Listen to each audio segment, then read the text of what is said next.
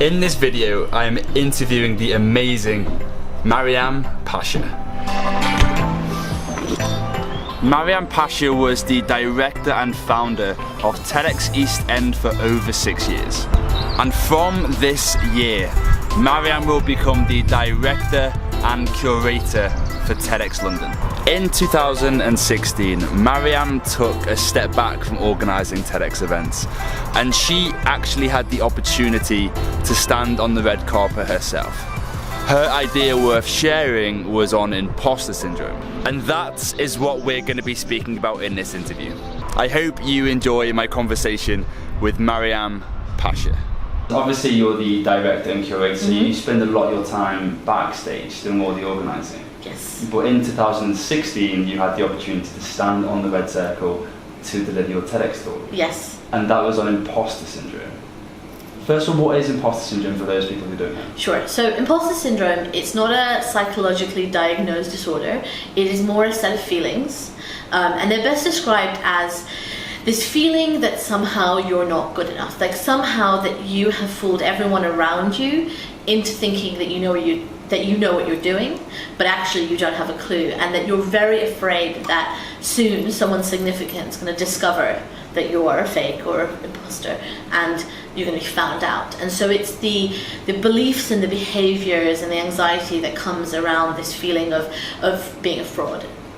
So what kind of things would the imposters say? Like, what does that look like? So for me, it very much felt like not being good enough. That, you know, no matter what I did or no matter what I achieved, there was no real joy in that. It was just one more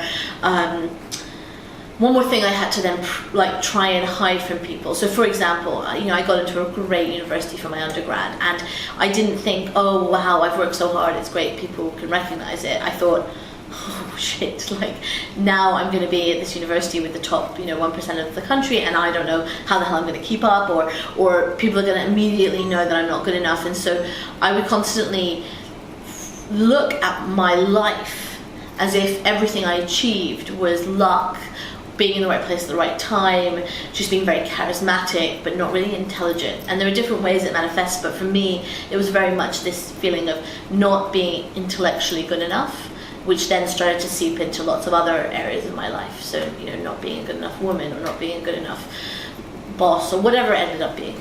Like for me, I find that quite surprising because I would describe you as someone who's achieved quite a lot. You've, regardless of these little voices in your head, you've still managed to pursue what you've decided to do. Do you still feel it? Do you still have these demons inside your head? Yes, I do. And so before I get to that, one of the things that's really, that is kind of crazy about imposter syndrome, and the reason why it's actually spoken and written about when it comes to high achieving people, is that it pushes you. So it pushes you to constantly keep proving yourself. So you might say, if I only get that next degree, or if I just get a raise, or if I can just write that one more article, then I'll show everyone, then I'll be enough, and then I won't be a fraud, and I'll be able to feel comfortable. But because you're not addressing the root cause of the problem, you never are. And that's why actually people who feel this way, the ones especially that are talked about, are people who seem outwardly as very high achieving. The ones that aren't talked about are often the ones, and this came out through my research, who kind of let those gremlin voices, which is what I call them, win. But yeah, I do absolutely still feel it. I feel like it's morphed and grown with me. So it doesn't definitely, the voices don't say the same thing they said when I was, let's say, 20, and they definitely say different things now that I'm running my own business. And it's definitely become much more manageable, and it's definitely become less overwhelming, and the voices are fewer. What makes you enough? What makes me enough? A couple of things I've realized. This idea of being a relative expert rather than an absolute expert. So, and this obviously comes through when I'm coaching people, is that you don't have to know everything. You don't have to, and there's no, first of all, there's no way to know everything, but you don't have to be the expert. You just have to be a relative expert to the people you're speaking to. And as long as you're honest with yourself and you've done your research and you're not just making a bunch of stuff up, that is often enough. And so for me, realizing that if I set myself really high goals or expectations, I don't actually have to meet them in order to succeed. I just have to work towards them in order to succeed. Yeah, that's amazing. And I watched your TEDx talk before, obviously. And in it you talk about that when you go through a difficult period or when you're going downhill, you had the courage to tell someone, and you said that was a risk.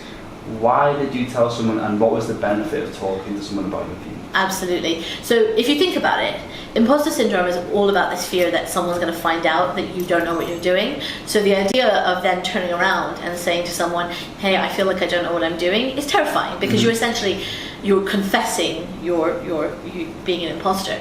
And it was reading that article and realizing that there was a way to talk about my feelings, and then it wasn't even that explicit to begin with. It was more that I would talk to other people who I thought, were outwardly super confident, super successful. And I would start to hear in their language and the way they talked about themselves, these like little subtle cues and hints that maybe they felt the same way I did. And so then it opened up the possibility to start talking to them about it and talking about myself. That was really what it is, these ideas of, I was just lucky, or I don't really know what I'm doing, or these little cues people drop into conversation.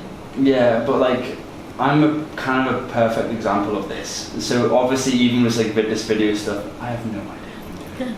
Like I still have no idea what I'm doing, and I'm fortunate enough that I've just kind of bought some equipment and I have really good friends who help me with this. But when you first start this, you're like, why are you starting this, or why are you even talking about mental health? What gives you the credibility to talk about this? Yeah, why gives you the right? 100%. But then I also feel like it always comes back to your why, doesn't it? It's like, why are you doing this? Yeah. And like for me, that I'm creating this video channel, hopefully for someone like myself when I was 14 years old to stumble upon these stories, and that kind of defeats those demons and like gets rid of them. So how do you get rid of your demons if you have them? Yes. So I had a really interesting conversation when I first said I was going to start writing and blogging and about this with a friend of mine who actually is like the first public speaking coach I ever worked with, who's amazing. And I said to him, I'm thinking about writing this book, but I mean, who am I to write this book? And he was like, well, you just spent the last like hour telling me how much you feel like an imposter. It seems like you're an expert at it to me. And I was like, that's a great answer. That's a really good answer. Yeah. But what do I do? Okay, a couple of things that have happened that have really helped. So surprisingly, I thought that by talking to other people about imposter syndrome, they would give me like these tips or tricks or cures of how to overcome it.